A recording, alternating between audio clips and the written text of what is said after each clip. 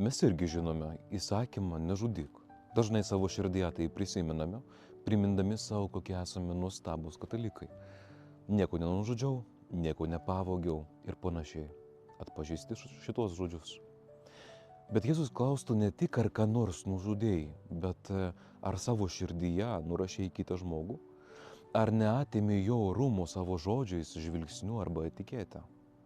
Dar prieš pakilant grėsmingai rankai žmogus sukėtina savo širdį, nurašo kitą žmogų, sulygina jį su žeme.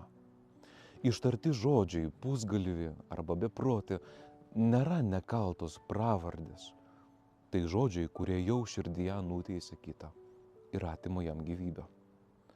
Tai žodžiai, kurių pagalba kitas žmogus nustoja būti mylimu broliu ir mylima sese.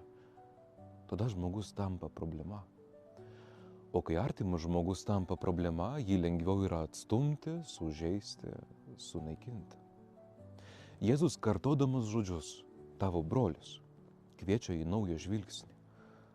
Galima neturėti kraujo ant rankų, bet širdyje nešioti mirtiną nuosprendį kitam.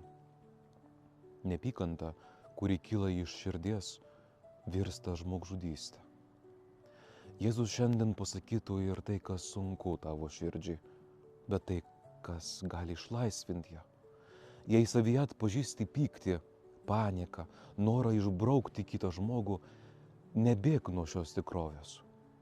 Lengviau yra pasakyti, esu geras, nieko nenužudžiau, nei pripažinti, mano širdyje yra jausmų, kurie žudo santykius, ryšius, kurie žudo žmonės. Turėk drąsos ir nuolankumo, žvelgti į kitą su meile.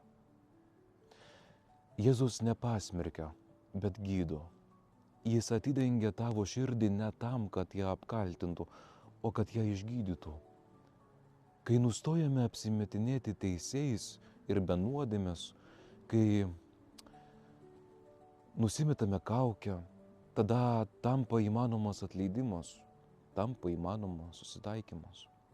Tada atsiveria naujas žvilgsnis su meile.